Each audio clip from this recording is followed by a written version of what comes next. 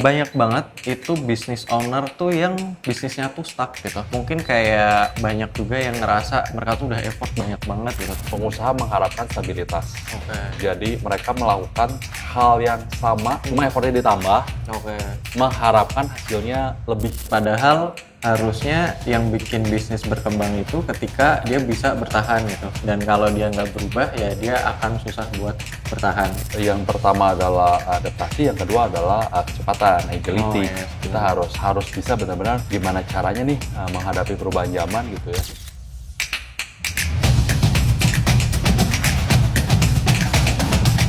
Oke, thank you teman-teman. Kita balik lagi di podcastnya Mirekigai. Di kesempatan kali ini aku ditemenin sama Koluki. Beliau udah punya banyak banget pengalaman di bidang bisnis. Beliau juga salah satu C-level di Mirekigai gitu.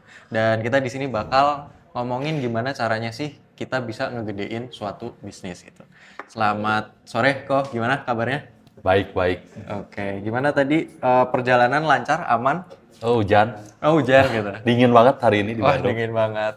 Ya di Bandung dingin banget, hujan gitu. Tapi kalau Ki masih semangat ya buat datang ke sini ngobrol bareng teman-teman semua.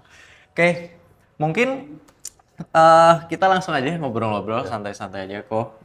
Di sini sih saya kemarin sih sempat ngeliat-liat gitu ya, ngeliat-liat di market masalah keluhan-keluhan bisnis owner gitu. Nah, banyak banget itu bisnis owner tuh yang bisnisnya tuh stuck gitu. Mungkin kayak banyak juga yang ngerasa mereka tuh udah effort banyak banget gitu, tapi kok kayak sibuk doang gitu, omsetnya nggak naik-naik gitu.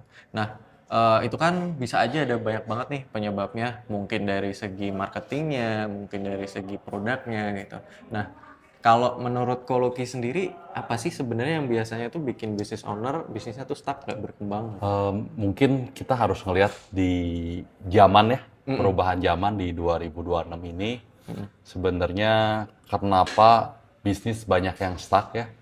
Karena jujur ngomong bisnis di zaman sekarang itu tidak semudah 10 atau 20 tahun yang lalu, even 5 tahun yang lalu. Sebenarnya dua hal yang bikin pebisnis itu stuck sebenarnya adalah pertama adalah mereka mengharapkan stabilitas di dalam bisnisnya gitu. Mereka mengharap dengan kerja keras bisnisnya pasti berkembang gitu. Jadi udah ada satu mindset di mana yang udah dipegang mungkin ya.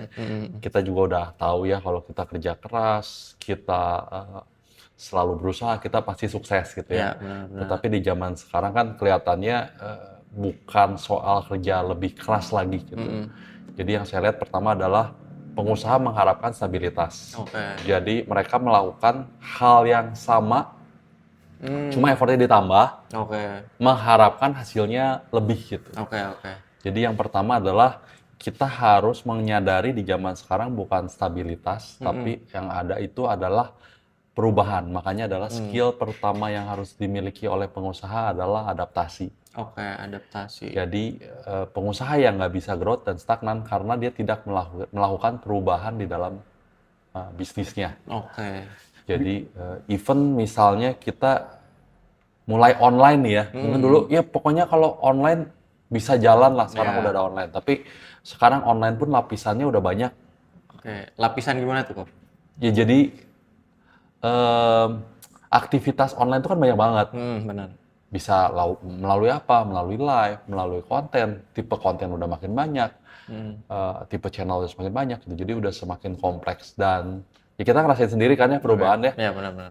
Dari Shopee yang tadinya nggak ada fee, kita sekarang udah mencapai fee hampir 20%, yang sudah mulai mendekati penjualan Ya gede banget lah ya. offline. Itu dari sisi online. Mungkin dari sisi itu di sisi online. Di sisi offline mungkin perubahan presiden ini ngaruh banget juga ya. Politik ya, geopolitik juga. Ya geopolitik belum ngomongin politik dalam negeri. Yang tadinya teman-teman saya yang kerjanya di construction, kerja di BUMN, itu lagi susah. Karena uangnya bukan di BUMN. Tapi saya ngeliat ada juga pengusaha yang lagi senang nih.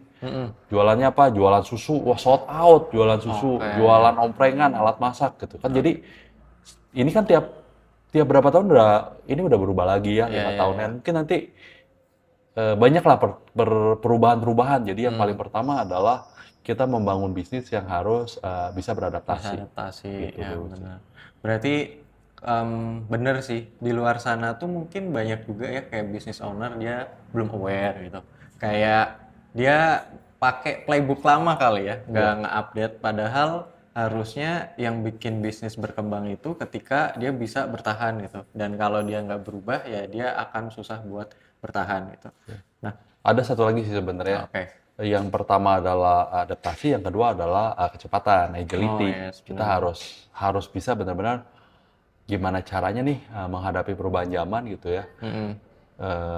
Ya mungkin kita kan kemarin yang ngobrol nih kita udah nggak bisa nih bertahan kalau cara gini Ya, kita ya, ya. harus di AI ini udah harus berkembang. AI juga udah banyak macam ada Ya, apa ya, lagi benar, gitu ya. benar, benar. Sekarang udah zamannya bukan dari chatbox gitu ya, udah yang Benar. namanya di open cloud. Wah ini mah game changing gitu. Waduh, Jadi ya, ya.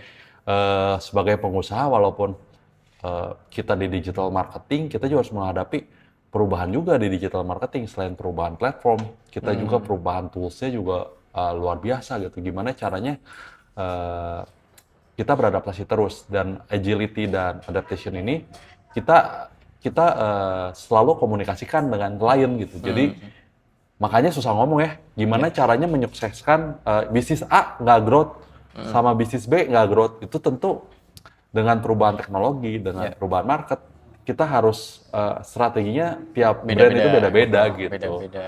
Bahkan bisa jadi brandnya sama, industrinya sama gitu, tapi ternyata pendekatannya beda-beda itu sangat wajar ya kok ya. Ya, jadi makanya kita di sini di Mirakigai nggak cuma bantu untuk ngurusin dashboard, tapi lebih Ya, ke benar. ngurusin bagaimana kita menghadapi perubahan zaman itu sendiri ya. Oke, Ya, oke. jadi saya mewajibkan, ini kayak Arvin, teman-teman harus belajar terus gitu, karena Ya, kalau benar. nggak belajar, 3 bulan tuh kayak Oh, udah udah berubah beda, gitu. udah Iya, beda. itu jadi udah berubah banget. Bahkan mungkin kalau saya flashback dulu ketika saya pertama kali belajar digital marketing, wah udah beda banget gitu. Udah beda. Kalau pakai playbook lama udah jelas sekarang tuh nggak bisa bertahan. Makanya benar sih kita emang harus ngelihat nih kondisi-kondisi dari bisnis apa aja yang perlu kita jaga gitu ya. Nah, mungkin kalau ngomongin tentang tadi ya kan ada banyak aspek nih yang harus dilihat gitu. Kalau misal kita balik ke fundamental gitu kan, kalau misal di marketing sendiri kan ada 4P ya, produk, pricing, promo, placement gitu. Nah, kalau misal kita balik dikit ke tadi bisnis yang bikin dia stuck gitu. Kalau menurut Koluki sendiri, apa sih yang pertama kali dilihat gitu ketika bisnis stuck untuk cari ini penyebab utamanya? Kalau di sisi online sih, ya paling penting sih sebenarnya sekarang itu di produk sama pricing itu sendiri ya. Oke. Kenapa gitu? Karena kalau apa, eh, kalau secara online Hmm. dan offline itu placement itu sebenarnya udah semakin mirip ya. Hmm.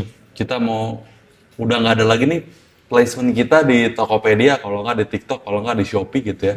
Kayaknya kalau di market sendiri udah mulai ada dominasi distribution channel oleh udah oligopoli lah istilahnya ya. Oke. Jadi untuk pilihan channel itu sendiri pun sebenarnya sudah Ya, terbatas. itu aja lah ya. Itu gitu. aja. Cuma kalau budgetnya terbatas lagi, kita milih dari yang terbatas gitu Oke. kan.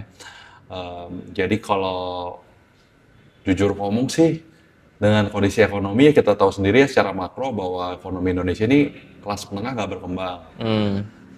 Jadi untuk harga itu kita udah nggak bisa terlalu banyak main lah. Oke. Jadi harga kalau misalnya nggak kompetitif, itu masih agak susah ya untuk growth ya. Kecuali dia mau mainnya niche. Oke. Dan juga harus cari channel penjualan misalnya ke luar negeri gitu. Saya lihat juga teman-teman yang kalau ngandelin produksi brandingnya bagus, kualitasnya bagus, sebenarnya produk Indonesia itu bisa dijual di Bisa luar negeri. bersaing Tapi sebenarnya kalau ya. kita ngomongin landscape di Indonesia, saya juga sering ngobrol sama owner-owner yang idealis. Kalau mau idealis harus coba cari market luar, misalnya lewat Shopify gitu ya, atau Amazon. Sebenarnya ada tuh channel keluar. Tapi kalau buat di dalam negeri sendiri ini, ya price dan produk itu masih nonjol banget sih. Oke. Berarti kayaknya memang kalau di market Indonesia tuh price sensitif banget gitu ya. Mereka ngejar masalah harga. Terus kalau gitu berarti si business owner gimana sih cara business owner bisa nge-audit apakah pricing-nya udah benar, apa masih kemahalan kah, atau mungkin justru kemurahan gitu, ada loss opportunity? Eh, itu tentu bisa di testing ya. Hmm. Cuma banyak business owner yang kalau ngetes harga ini agak-agak takut. Jadi Oke. misalnya kalau mereka udah melakukan price point-nya misalnya, Mm-mm. let's say di 80.000, Mm-mm. mereka mau naik ke level 120.000 atau 90.000 lah let's say. Oke. Biasa mereka melakukan launching new product itu. Jarang Oke. ada pebisnis dan kita juga jarang menyarankan yang udah punya winning product, udah dapat price point-nya seperti itu, terus kita berani-beraninya naikin harga Oh, gitu. nggak Takutnya harga. langsung nurunin karena udah winning product kan. Iya, iya. Biasanya mereka, aduh pengen dapat pendapatan baru, biasa sarannya ya udah coba launching produk baru, Oke. harganya dinaikin, ngaruh nggak ke conversion rate-nya gitu. Kalau Oke. misalnya nggak ngaruh ya kita harus pelan-pelan mindahin winning produknya yang dari misalnya let's say 80.000 misalnya ke 120.000 gitu. Oke. Jadi semuanya ada proses gitu. Oke, oke. Kalau misalnya mau nurunin harga sebenarnya ya siapa sih yang mau nurunin ya? Kalau misalnya udah stuck tinggal kasih promo, wah lumayan nih naikin tapi itu juga nggak akan sustain gitu. Sebenarnya kalau yang dipikirin sih masalah pricing gimana caranya dengan kenaikan biaya ini kita masih bisa dapat profit gitu ya. Jadi selalu sih harus punya mindset gimana caranya naikin harga sih. Oke. Kalau gimana cara nurunin harga ya kalau kita bisa nurunin cost of production, kalau bisa harga kita nggak jangan diturunin lah. Oh, I see, Banting I see. harga kalau menurut saya adalah kartu mati. Oke. Kita tuh kan nggak mungkin ngebanting harga buat matiin kompetitor kan nggak Iya, mungkin. iya, iya. Kompetitor nggak akan mati. Jadi ada lagi yang modalnya lebih kuat gitu. Jadi untuk strategi banting harga saya selalu menyarankan dan juga ngobrol ke tim sih itu it's a no strategy buat I yang see. bikin mati juga market mati, bisnis owner mati gitu ya. Konsumen juga nggak diuntungkan pada akhirnya karena kualitas barang bakal lebih jelek gitu. Oke, I Jadi see. untuk sisi pricing ya kita set aja di harga wajar, kita kasih spare buat diskon ke bawah bisa, tapi kalau bisa sih kita punya mindset gimana cara naikin brand, gimana cara naikin value supaya pricingnya bisa naik gitu. Karena kan Oke. kalau main harga murah sekarang Ya, jadi perang harga gitu. terasa kan maksudnya perang harga udah potongannya udah 1.250 udah langsung kepotong gitu. Ya, benar-benar. Jadi semakin murah barangnya semakin gede persentasenya kan itu Ya, ya. 150. Potongannya ya. Potongannya kalau kita 100.000, 1.250 nggak terasa gitu. Ya, Jadi ya. mindset kita di online kita harus ninggalin yang namanya perang harga, Oke. harus ninggalin jualan barang-barang murah. Kita harus kalau tokonya udah jalan dengan seperti itu ya kita harus memikirkan gimana caranya naikin harga. Oke. Gimana kira-kira caranya kok? Kenapa kan sebenarnya kita juga udah banyak case nih kok kayak oh ya kita bisa berhasil naikin harga dan ada penjualan gitu. Nah, cuma mungkin teman-teman di sini perlu tahu juga nih gimana sih cara kita kok bisa di mana-mana kan pasti orang nyari murah gitu. Tapi kenapa kita bisa nih naikin harga dan masih tetap ada orang beli gitu. Menurut Kologi gimana tuh? Pertama kan dari sisi traffic ya, dari sisi traffic, dari sisi funnel. Traffic itu seperti apa? Dengan kita memiliki biaya lebih, kita memiliki kemampuan untuk spend ads lebih besar. Ya. Jadi dari sisi traffic sebetulnya bisa lebih besar daripada yang perang harga. Terus kedua dari value ataupun dari kita mungkin dari sisi value kita bisa misalnya kasih bonus gitu ya, kita kasih gratis harganya kita nggak turunin tapi barang gratisannya cukup membuat orang tergerak gitu ya. Oke, oke. Atau ya terakhir dengan kolaborasi sih. Oke. Kita cari influencer, kita jadiin BA atau kita bikin produknya itu jadi barang khusus. Jadi banyak banget gimmick-gimmick untuk bisa naikin harga gitu ya. Oke, naikin harga. Kita kan nggak bisa bener sih kalau mikir ini harga dari 20.000 saya mau naikin harga 24.000 kan nggak bisa cuma langsung dinaikin gitu. Jadi emang harus ada strategi dan reason kenapa orang oh iya ya kenapa kita naik harga gitu. Ya, ya, benar-benar. Dan kalau dipikir-pikir ya benar sih. Kita kalau misal bisnisnya mungkin penjualannya sama, tapi harga kita naikin tuh profitnya juga bisa naik gitu. Secara nggak langsung pasti berkembang juga. Dan dengan aktivasi-aktivasi yang ada itu pasti malah bisa bikin ya makin lagi gitu. Nggak cuma linear tapi mungkin bisa eksponensial. Jadi kalau menurut Koloki nih antara naikin harga sama nurunin biaya produksi itu lebih susah mana sih kalau dari pengalaman? Oh, kalau saya sih ahlinya, saya nggak ahli di produksi sih. Jadi Oke. buat saya nurunin biaya produksi itu hal yang lebih susah gitu. Oke, lebih susah Tapi ya. beda juga tergantung business owner punya expertise berbeda-beda gitu ya. Oke, oke, oke. Jadi dengan ganti supplier, dengan meningkatkan efisiensi produksi gitu kan, Ya, ya. itu bisa nurunin. Ya pasti ya saya untuk expertise di nurunin cost sih emang bukan jadi mindset sih. Oke, I see, I Tapi see. tapi ya kalau misalnya lebih mending mana ya, mending para business owner di sini mikirin nurunin cost produksi. Kalau mau naikin value ya bisa sama kita gitu, karena kita Iya, iya, benar-benar. lebih bisa mikirin gini gimana nih strateginya bisa naikin harga, naikin Iya. profit lewat peningkatan harga gitu. Iya, benar. Ya kalau jalan dua-duanya kan Wah, bisa lebih gede lagi ya. lebih Berarti gede. cost turun, profit juga naik lagi gitu. Ya berarti ya pendekatannya ada dua tadi, tapi mungkin ya masing-masing punya kekompleksannya sendiri-sendiri gitu. Mungkin kayak kebetulan yang klien yang saya handle tuh juga pernah ada gitu. Kita start harga dari 100 ribuan gitu. Sekarang udah hampir 130 ribuan dan penjualan masih kenceng gitu ya. Dan bener kita lakuin semua yang dikatakan kalau kita di gitu. Kita ada aktivasi KOL, ada aktivasi affiliate gitu. Dan dari segi budget pun kita mainin di komposisi gitu. Ada kalanya kita ngejar dari funnel atasnya gitu biar banyak orang lihat gitu. Pas di hype moment ya kita kejar di conversionnya. Dan itu emang berhasil gitu.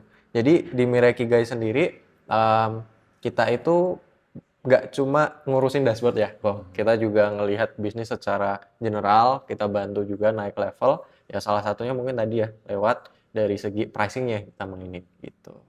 Nah, mungkin tadi kita udah ngomongin pricing, dan tadi Koloki nyebutin satu lagi ada produk gitu.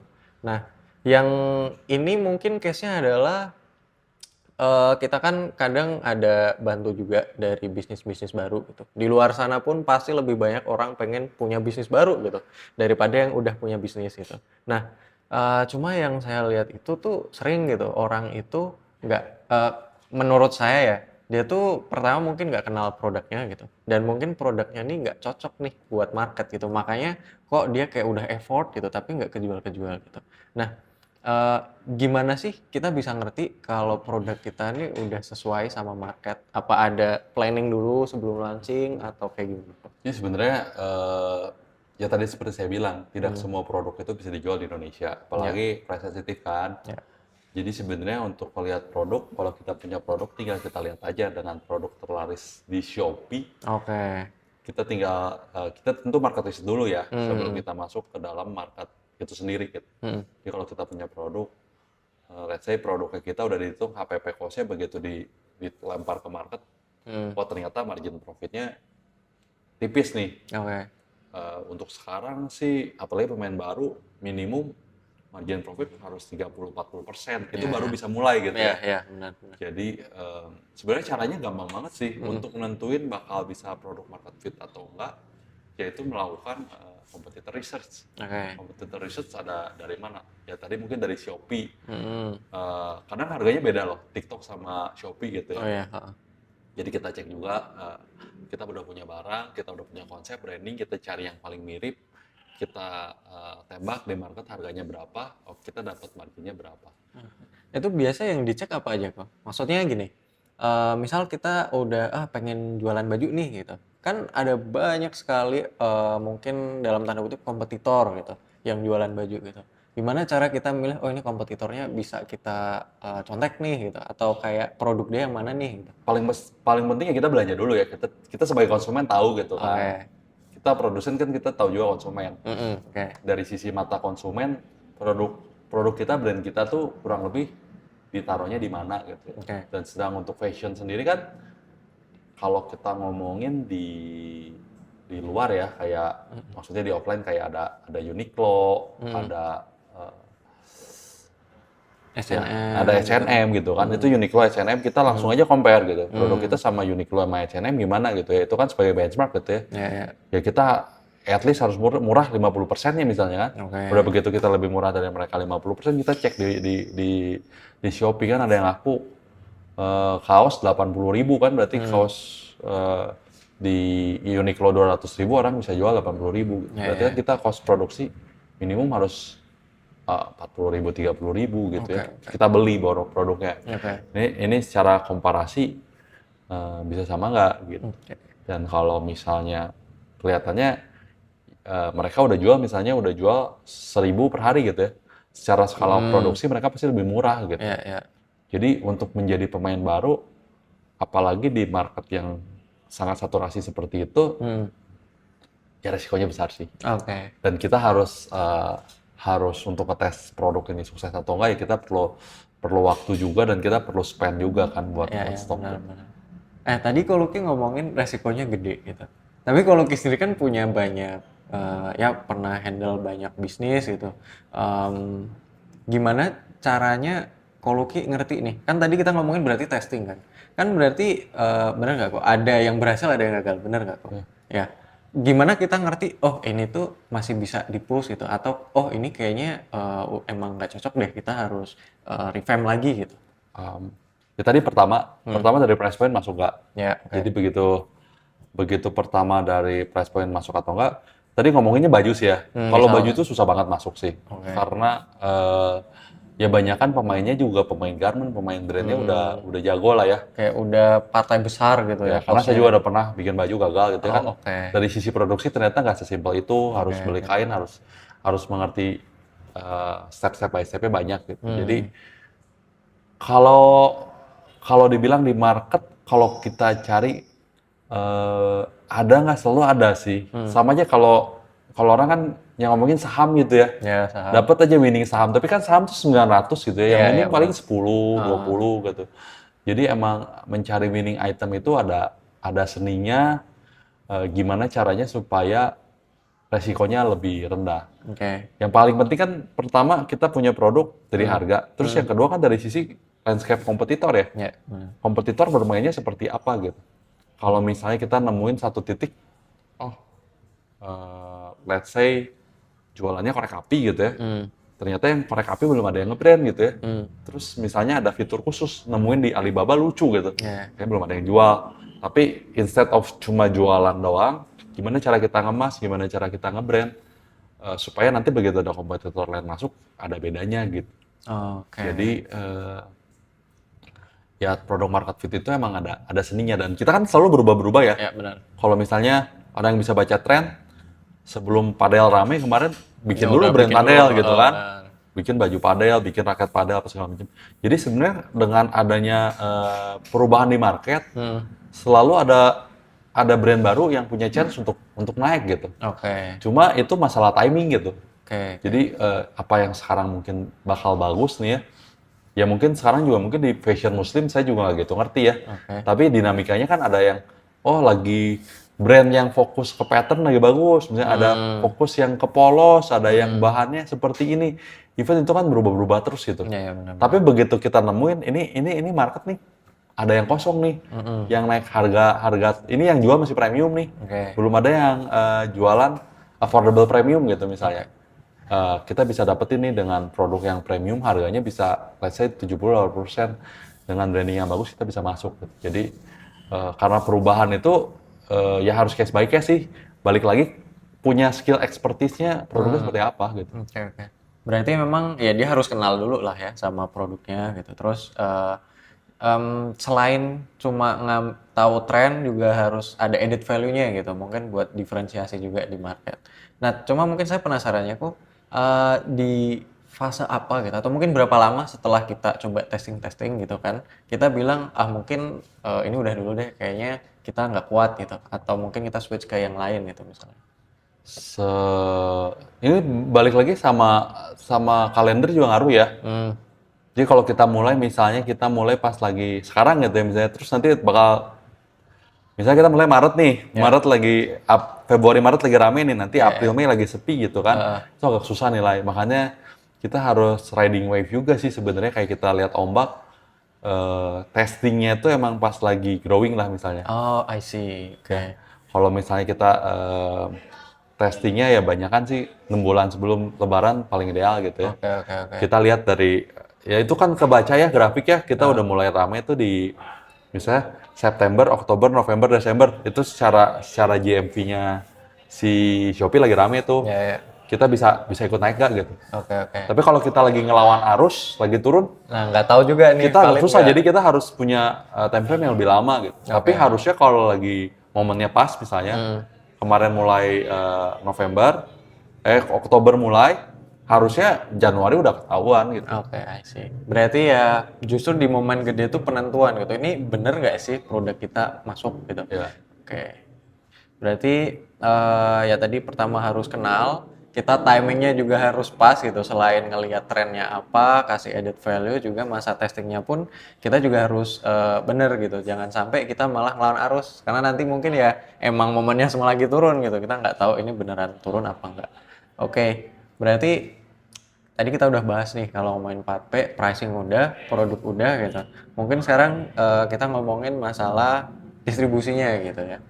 Kalau di luar sana, biasanya yang banyak saya baca, yang banyak ngobrol sama saya juga tuh kayak mereka udah nemu nih produknya, udah nemu pricingnya gitu. Tapi distribusi mereka menurut saya kurang oke gitu. Karena mereka kayak ngerasa udah banyak posting konten, udah pasang iklan gitu. Tapi bisnisnya tuh nggak grow gitu. Nah, kalau menurut Koluki, apa sih yang perlu kita audit dulu gitu dari strategi mereka gitu, misal mereka jalan KOL, jalan iklan gitu, biar bisa lebih efisien gitu dan ya kegiatan mereka bisa bikin bisnisnya grow.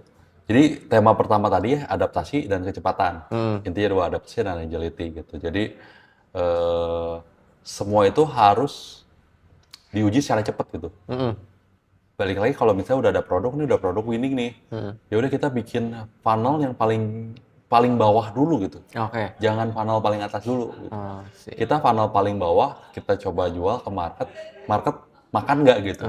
Ya benar-benar. Jadi sebenarnya untuk ya apalagi yang masih kecil ya, budgetingnya juga masih kecil, fokus gimana caranya ningkatin konversi. Kalau dari tiga tahap mungkin pertama dari sisi kreatifnya yang benar-benar punya hook yang kuat terhadap produk. Jadi orang punya ketertarikan terhadap produk itu kuat. Kedua adalah kita bikin juga di situ sebuah landing page atau product page yang meyakinkan. Terus ya mau nggak mau di awal sih kalau mau cepat dan dapetin trust dan dapetin komentar, di awal kita potong harga dulu nggak apa-apa. Itu di awal kita buka langsung harga promo. Yang paling penting sebenarnya adalah kita mendapatkan feedback real customer. Ya benar-benar. Jadi kita ngelihat dari review orang gimana, produk orang gimana. Jadi biar data dan komentar orang yang berbicara tentang produk kita. Jadi intinya adalah nyari feedback gitu kali ya. Nyari feedback. Jadi kalau misalnya seminggu belum winning nih, ya berarti harus ada yang salah nih. Misalnya kreatifnya diganti, produk page-nya diganti, offeringnya diganti gitu ya. Jadi karena kalau pengen cepet ya kita bikin 5 kreatif gitu ya, 3 tipe produk page misalnya, banyak offering gitu ya. Kita testing di sana, seminggu ganti. Ya setelah kita harus menerima kesimpulan dari data sih intinya. Oke.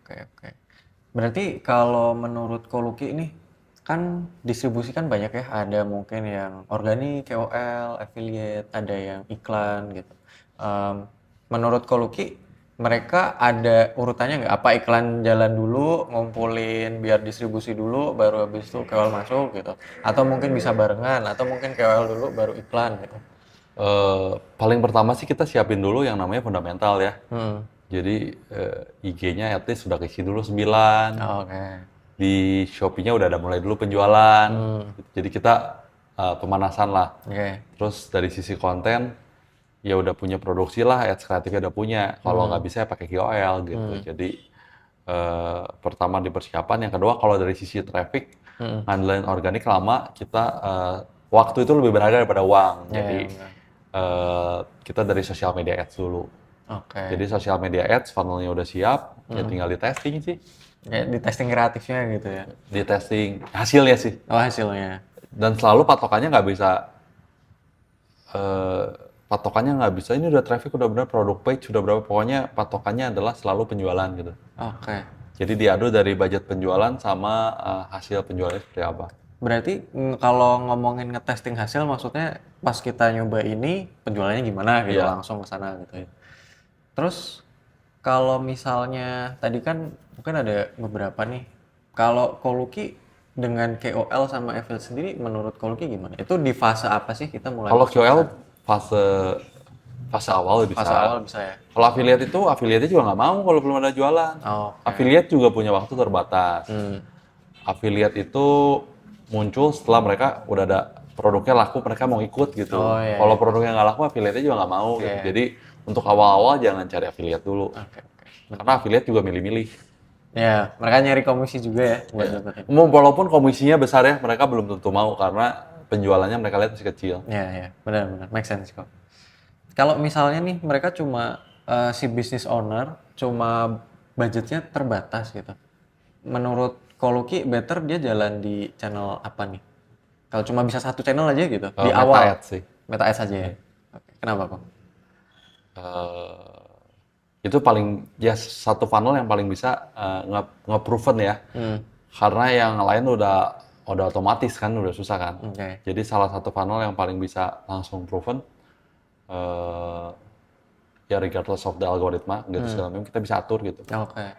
In control kita kali Iya, ya. bisa di Kita ngesetnya gimana pasti habisin itu Ya, gitu. dan karena kan kalau kita di Shopee sekarang nggak bisa pakai kata kunci ya, beda Ya, sama dulu. benar-benar.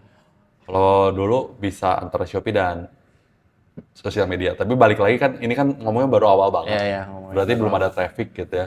Tapi kalau tokonya udah banyak traffic, mungkin bisa langsung di Shopee. Jadi Oke. tergantung. Berarti kayak nanti trafficnya masuk di capture sama Shopee Ads gitu ya untuk konversi juga gitu. Berarti stage-nya di awal dulu dari Meta Ads, mungkin kalau ada budget lebih bisa pakai KOL gitu. Tapi balik lagi tadi ngomong kalau ini kan nanyanya ke saya ya, karena menurut saya adalah meta. Tapi misalnya ada orang yang talentnya di live, ya mungkin live bagus gitu. Langsung masuk Ya, sana. bisnis ownernya jago nge-live atau nggak dapet orang nge-live gitu ya. Ya beda case atau nggak mereka kreatif banget kontennya gitu. Oke. Sebenarnya dari sisi kalau lebih bagus sebenarnya kalau dia jago live ya udah. Kalau punya talent di live itu paling apa secara cost benefitnya paling gede sebenarnya. Tapi kan susah kan. Kita harus modal lagi kan nge-live, belajar lagi gitu. Jadi kalau nggak bisa dan nggak ada orang, berarti skip live gitu. Oke. Kedua konten, pertanyaannya sama juga. Kalau live konten lebih gampang kan. Kita nggak perlu setup yang terlalu mahal gitu kan. Tapi punya kreativitas nggak gitu. Jadi algoritmanya, kamu bisa nge-live nggak? Ya atau nggak? Kalau iya ya udah live. Kalau nggak bisa live coba. Kamu bisa konten nggak? Kalau nggak ya udah di ujung itu ads itu semua orang punya, bukan semua orang ya, karena kita bisa ngebantu lah. Iya. Kita pasti kan bisa ngebantu gitu. Oke. Tapi kalau misalnya mau dibantu nih sama Mirakigai dari live gitu ya, ya konsekuensinya ya traffic itu lebih mahal gitu. Kita untuk membangun sales itu jauh lebih mahal di live gitu. Iya. Untuk investasinya lebih mahal. Mungkin kalau bisa saya simpulin, sebenarnya kalau ngomongin distribusi itu ada banyak cara gitu, ada banyak channel gitu. Yang pertama perlu business owner tahu tuh mereka nih bisa kuat di bagian mana gitu. Kalau misal mereka emang udah ada satu atau dua bagian yang kuat, ya udah bisa ke sana dulu gitu.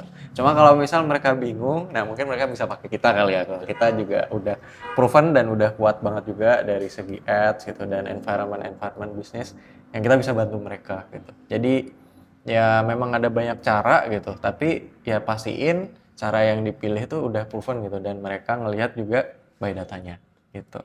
Nah, paling kalau ngomongin tentang itu kan berarti sebenarnya ada continuous improvement, continuous learning gitu dari seorang business owner gitu. Yang mana kalau saya tuh ngelihat tuh banyak banget business owner tuh yang bahkan nggak tahu gitu dengan bisnisnya. Contoh kayak pernah saya handle business owner tuh nggak tahu sama margin dia sendiri gitu, margin dia berapa gitu, pricing dia harusnya berapa biar dapat margin. Bahkan waktu itu setelah diaudit kok ternyata kayaknya minus gitu. Ya itu salah satu contoh kecil. Apalagi misal kita goalnya adalah nge-grow dari bisnis kecil sampai pengen gede gitu. Nah banyak business owner juga tuh yang bahkan nggak tahu gitu. Mungkin timnya lebih jago. Timnya ngerti grow, business ownernya bilang kok perasaan saya biasa-biasa aja gitu. Padahal sebenarnya growing gitu. Artinya di luar sana tuh banyak juga business owner yang nggak tahu gimana cara nge-track atau ngerti nih dengan data, dengan eksperimen. Nah, saran dari Koloki gimana ya biar mereka tuh aware gitu dengan bisnis mereka sendiri? Jadi mungkin secara nature ya, kalau baru mulai apalagi di online, eh, kita harus mau mengakui dulu budget marketing kita itu untuk alokasinya lebih besar daripada pendapatan. Eh, untuk melihat gimana caranya mereka mau grow dan mau sukses, mereka harus tahu juga mereka harus ngorbanin di sini marketing budget yang Benar. Ya. yang bukan bukan besar, tapi maksudnya persentasinya besar di awal. Tapi dengan persentase besar itu kan reputasi bertambah, traffic bertambah, penjualan bertambah, terus penjualan berulang bertambah gitu ya. Otomatis si alokasi marketing budget ini makin lama bisa makin turun dan Ya, bisa makin efisien. Ya. Jadi sebenarnya tinggal di compare aja sih dari caranya gimana, dari budget marketing yang keluar, penghasilan yang didapatkan berapa. Oke. Dan ya untuk awal pasti kita main funnel bawah, tapi kalau bisnis ownernya nggak aware sama funnel atas, mereka udah dapat profit nih, terakhir udah efisien, mereka harus give back lagi ke funnel atas sih. I see. Jadi dinamikanya kurang lebih adalah kita udah nurunin marketing budget nih, kita udah punya profit, tapi begitu kita punya profit, ya kita harus sisihkan juga balik lagi ke puter lagi ya. puter lagi ke marketing gitu. Karena kan ya yang hidup itu kalau di online ya dari si brand sama visibilitas brand kayak gitu. Mungkin kalau lebih simpelnya lagi nih kok, apa aja sih yang perlu dibaca gitu sama business owner gitu, yang perlu dicatat nih biar mereka bisa ngerti sama growth mereka, biar mereka tuh ngambil keputusan nggak by feeling gitu. Paling pertama sih paling penting ngitung uang di dashboard Shopee itu bukan nanti uang yang diterima itu dulu deh. Oke. Kenapa tuh? Kenapa bukan uang diterima tuh? Ada potongan apa aja berarti? Ada potongannya banyak kan.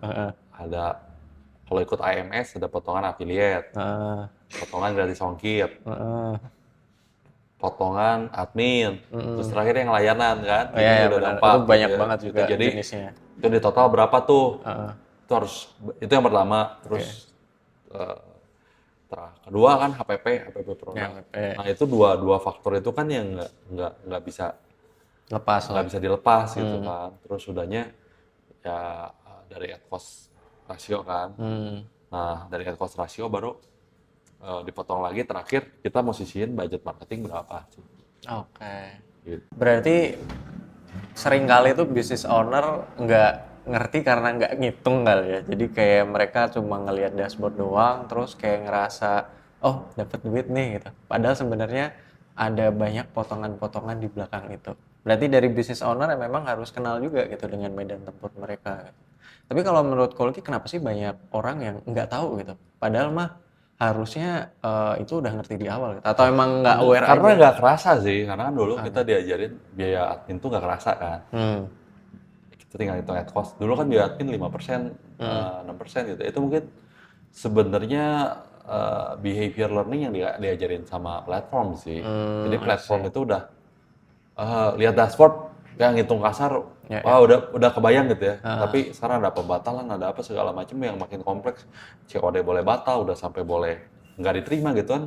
Si marketplace itu makin memanjakan konsumen, makin menyiksa seller kan. Iya, benar. Jadi faktor-faktor itu yang dulu ya nggak kerasa lah, cuma 5%, ada batal 1-2 nggak kerasa gitu ya. Sekarang itu menurut saya karena Shopee dan TikTok itu belum mengajarkan bagaimana caranya berbisnis lah, masih dagang lah. Ya sekarang mau nggak mau harus evolve. Di Mirahigai sendiri kita gabungkan sama Akar.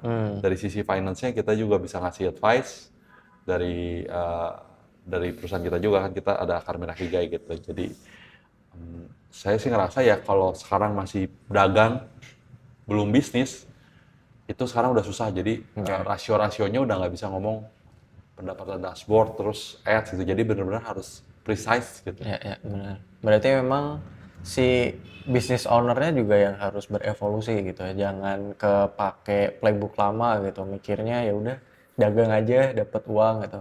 Karena ternyata ada banyak sekali hal-hal yang harus dihitung, yang harus diperhatikan juga gitu. Nah, mungkin Tadi udah kita cukup banyak ya ngediscuss gimana ngelihat produk yang bagus, pricing yang pas, distribusinya kayak gimana gitu untuk membantu bisnis grow gitu sampai data apa aja yang perlu kita lihat gitu. Nah paling ini tadi kita sempat ngebahas juga momentum gitu ya, timing. Nah sekarang ini kebetulan kita lagi ada di ya, timing-timing lebaran gitu ya. Atau mungkin yang biasa seringkali jadi peak season. Nah mungkin pengen tahu dulu deh, menurut Ko Lucky kenapa sih di lebaran tuh bisa jadi momen peak season ya gitu? Jadi kalau di Indonesia sendiri, di online terutama ya, Hmm. Lebaran itu bisa naik peaknya tuh bukan 2 kali ya, Hmm. bisa 5-10 kali gitu. Jadi Oke.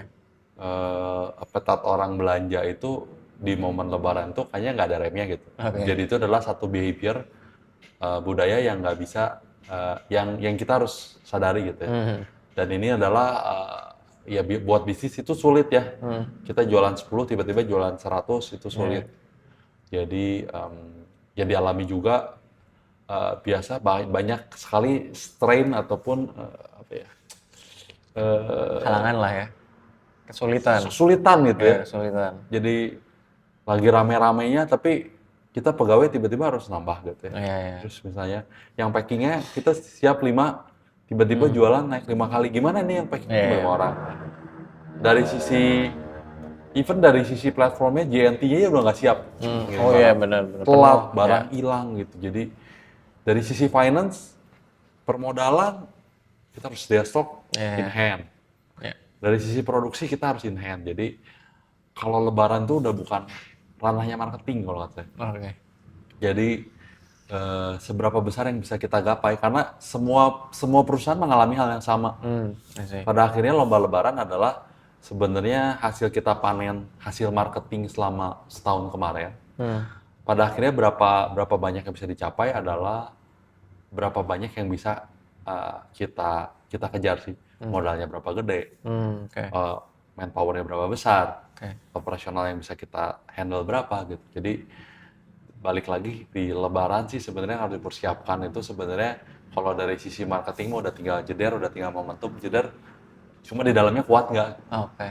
Itu berarti apa aja nih kok yang perlu disiapin nih? Maksudnya dari segi dalam, nah, apakah perlu nambah part time, freelance gitu atau mungkin ya perkuat stok produk atau Semuanya sih semuanya. Kalau udah yang namanya jualan udah kali 3 kali 4, manpower harus ditambah, modal harus ditambah, terus ya produksi harus ditambah gitu ya, operasional harus ditambah.